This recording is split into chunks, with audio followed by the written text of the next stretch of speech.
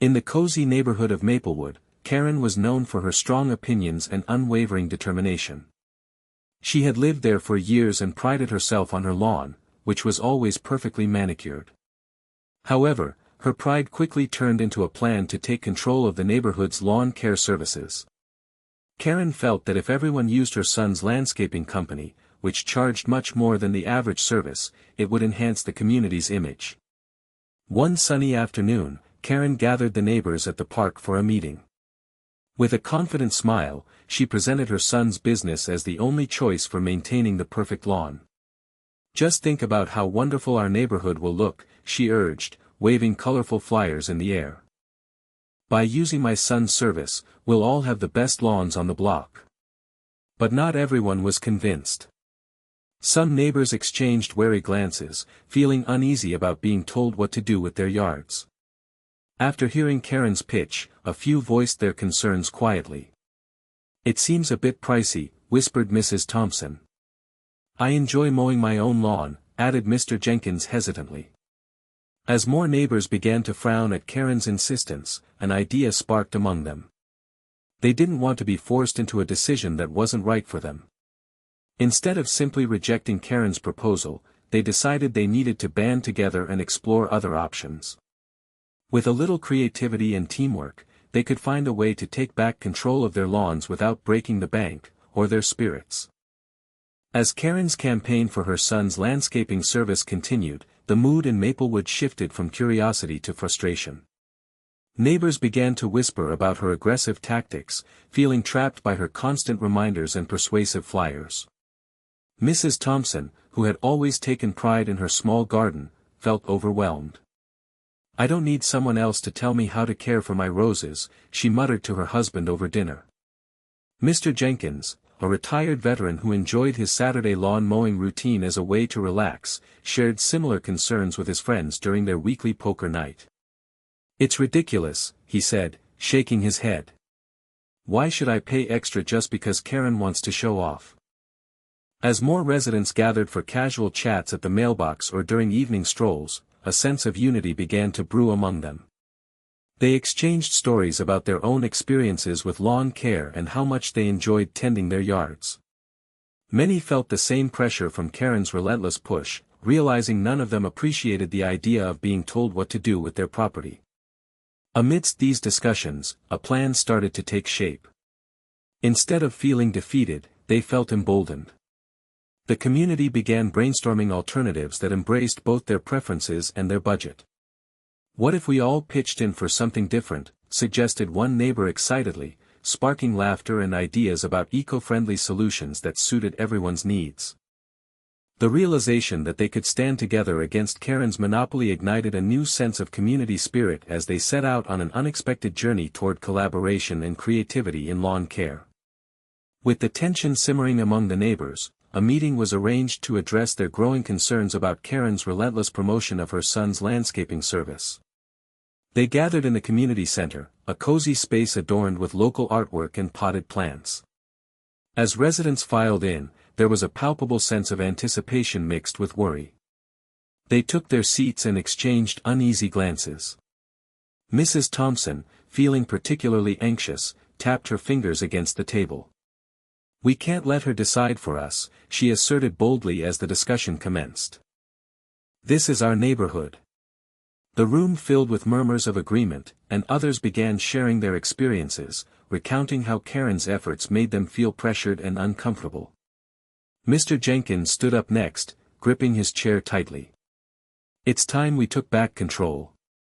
We shouldn't have to pay extra just because she wants to show off."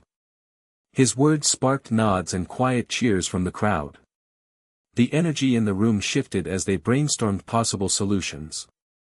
Ideas bounced around like flapping wings: community gardens, a lawn care cooperative, or even hosting a neighborhood event to celebrate their independence from Karen's influence. Amidst the chatter, one neighbor proposed hiring a goat grazing service, a quirky yet eco-friendly option that could trim their lawns while adding charm and fun to their community. Excitement replaced the initial frustration as everyone rallied behind this innovative plan. They collectively decided to take action against Karen's monopolization, agreeing to follow through and show her that Maplewood could thrive on its own terms, fostering both creativity and camaraderie in the process. As the neighbors gathered around the table, a wave of creative energy filled the room. Ideas flowed freely, but it was Clara, a cheerful woman with a bright smile and an adventurous spirit, who brought up an unexpected suggestion. "What about goats?" she exclaimed, her eyes sparkling with enthusiasm. "I heard there are services that provide goat grazing for lawn care." A moment of silence followed, filled with curious glances and raised eyebrows. Then, laughter erupted as people pictured cute goats munching on their grass and frolicking in their yards. Clara continued, explaining how goats were natural lawn mowers, efficient and eco-friendly, taking care of weeds while creating a delightful spectacle for the neighborhood. "I can just imagine the kids running around playing with them." "It'll be like a petting zoo at every house," Mr. Jenkins chimed in, chuckling. A sense of excitement began to build among the neighbors as they envisioned playful goats nibbling on stubborn weeds and leaving behind clean lawns. The room buzzed with ideas about how to make it happen. "We could start by contacting a local goat service," suggested Mrs. Thompson. "Maybe we can arrange for them to visit multiple yards at once." Someone else added that it would be a great way to attract tourists and create community events, transforming their neighborhood into a fun destination. With each enthusiastic comment, the idea evolved from a whimsical thought into a genuine plan. The promise of laughter, fresh-cut grass, and an eco-friendly approach ignited a spark of joy among them. They were no longer just resistant neighbors, they were ready to embrace this fun alternative and reclaim their lawns together. The day had finally arrived, and excitement buzzed through Maplewood like a summer breeze. As the sun rose high in the sky, neighbors gathered anxiously in their yards, eagerly awaiting the arrival of the goats. Children's laughter filled the air, echoing the thrill that coursed through the community. Suddenly, a cheerful truck rolled into the neighborhood, painted with bright colors and adorned with playful goat graphics. The doors swung open, revealing a lively troop of fluffy goats, each more adorable than the last.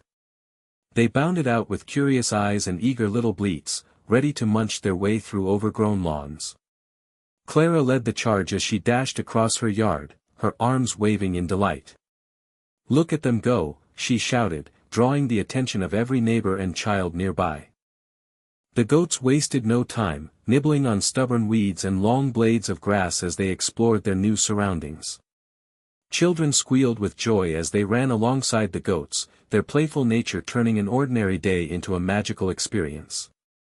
Parents captured precious moments on their phones, snapping photos of their kids playing while colorful goats grazed just a few feet away. The atmosphere was electric with laughter and cheer. Neighbors began to socialize more freely, exchanging stories while watching the goats do their work. Mrs. Thompson brought out lemonade for everyone, while Mr. Jenkins set up a small grill for hot dogs. In that moment, Maplewood transformed into a vibrant community hub filled with joy and camaraderie.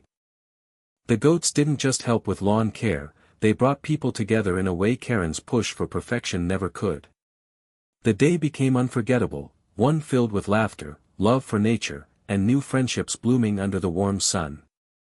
As the day unfolded, the cheerful scene in Maplewood began to attract attention beyond the neighborhood. A couple of curious tourists, drawn in by the sight of goats grazing happily on lawns, wandered into the community, smartphones in hand. They paused at the entrance to take photos, amazed by the unique and whimsical spectacle before them.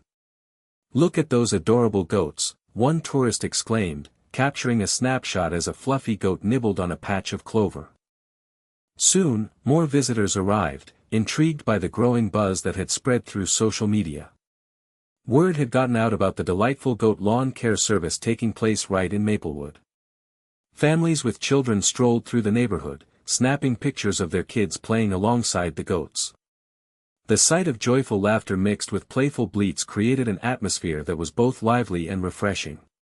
Neighbors took pride in sharing their community's charm with these newcomers. As tourists interacted with residents, locals shared stories about how they came together to embrace this fun and eco-friendly approach to yard care. "Isn't it fantastic? Goats are simpler and cuter than mowing. Clara quipped as she posed next to a goat for a photo. The joyous interactions underscored a blossoming sense of community spirit among both neighbors and visitors. The tourists' delighted comments about Maplewood's unexpected charm filled everyone with pride as they realized that their decision was creating more than just trimmed lawns, it was showcasing their community as a vibrant destination filled with creativity and joy. The goats were not only transforming yards but also weaving new connections between people who might have never met otherwise. As days turned into weeks, the presence of the goats continued to shift the dynamics of the Maplewood neighborhood in delightful ways. The initial excitement had given way to a deeper sense of camaraderie among residents, who began to find joy in their shared experience. Playful exchanges about the goats became a common thread in daily conversations at mailboxes and during morning jogs. One Saturday afternoon, a spontaneous Goat Day celebration was organized, bringing neighbors together for food and fun. Colorful banners hung between trees, and tables overflowed with homemade treats. Clara set up a small petting area for kids to get closer to the goats, while Mrs. Thompson led a group of children in crafting goat-themed decorations. "Let's make goat masks," she cheered, sparking laughter and creativity. Neighbors took turns sharing stories about their lawns and reminiscing about how Karen had once dominated their discussions around landscaping. Now, they found themselves united not by pressure but by laughter as they watched the goats gobble up leaves and weeds. The sound of giggles mixed with playful bleats filled the air, creating an atmosphere rich with positivity. Occasionally, a few tourists would stop by during these gatherings, drawn in by the laughter and festivities. Residents welcomed them warmly, sharing not just their love for the goats but also their journey of reclaiming their community spirit. As friendships blossomed over shared experiences, it became clear that the goats had turned Maplewood from a collection of individual homes into a vibrant community tightly woven together by love and care, not just for lawns but for one another. Each goat's happy bleat seemed to foster understanding and connection among neighbors who once felt divided. As the community spirit in Maplewood flourished, the Homeowners Association, HOA, meetings took on a whole new vibe. Gone were the days of tense discussions about Karen's expensive landscaping business or arguments over lawn care rules. Instead, the atmosphere shifted to one of laughter and joy that filled the room with warmth. Residents arrived with smiles, eager to share delightful stories about their goats and how their yards had transformed into playful grazing grounds. "You won't believe how fast Clara's goats gobbled up all those weeds," Mr. Jenkins would often say with a chuckle, prompting others to share their own funny anecdotes. Someone would inevitably bring pictures showcasing kids hugging goats, causing spontaneous laughter to ripple through the group. The agenda began to reflect this newfound energy, as discussions shifted from strict regulations to plans for community events centered around their goat experiences. Ideas flowed for potential goat days, where they could invite more visitors for fun-filled afternoons and foster deeper connections within Maplewood. "Let's have a friendly competition for the best goat costumes," suggested Mrs. Thompson, which was met with enthusiastic applause. Neighbors who once felt isolated began forming friendships based on shared interests and mutual love for these charming animals. Collaborations blossomed for neighborhood garden projects and eco-friendly initiatives, where residents helped each other plant flowers or set up community compost bins. Even Karen noticed the change during HOA meetings. She could no longer impose her will without facing a united front filled with laughter and camaraderie. Though she still had her reservations about the goats, there was little she could do to dampen the sense of joy that now defined Maplewood's identity, a community thriving not just on well-kept lawns but on heartfelt connections that celebrated their unique spirit together. As the seasons changed and the goats became a cherished part of Maplewood, Karen found herself an unwitting observer of the community she once tried to control. Initially, she had believed that promoting her son's expensive landscaping service would elevate the neighborhood in everyone's eyes. However, instead of uniting the residents under her vision, her actions had sparked an unexpected rebellion filled with laughter and togetherness. During one particular HOA meeting, she sat quietly as residents shared their favorite goat stories, snippets of joy spilling out like confetti. "Did you see the little one that jumped over the fence? What a show-off!" Mrs. Thompson laughed, and the room erupted in cheers. Karen felt a strange mix of amusement and envy as she realized that her plan had completely backfired. She watched as her neighbors embraced their newfound community spirit, planning block parties and goat-themed events with such enthusiasm that it was impossible not to smile at their delight. Deep down, Karen felt a twinge of regret. She had underestimated the strength and creativity of her neighbors. While she was busy trying to monopolize lawn care, they were building connections and making memories. One sunny afternoon, as she strolled past Clara's yard filled with laughing children and munching goats, Karen couldn't help but chuckle to herself. Who knew goats would bring everyone together like this, she mused. It was then that she realized Maplewood was thriving not because of fancy landscaping but through genuine friendships and laughter. Karen decided it was time to embrace this new way of life rather than resist it. Perhaps it was possible to find joy in community spirit after all, goats and all. Feeling lighter, she turned towards home, ready to join in on the fun instead of standing on the sidelines.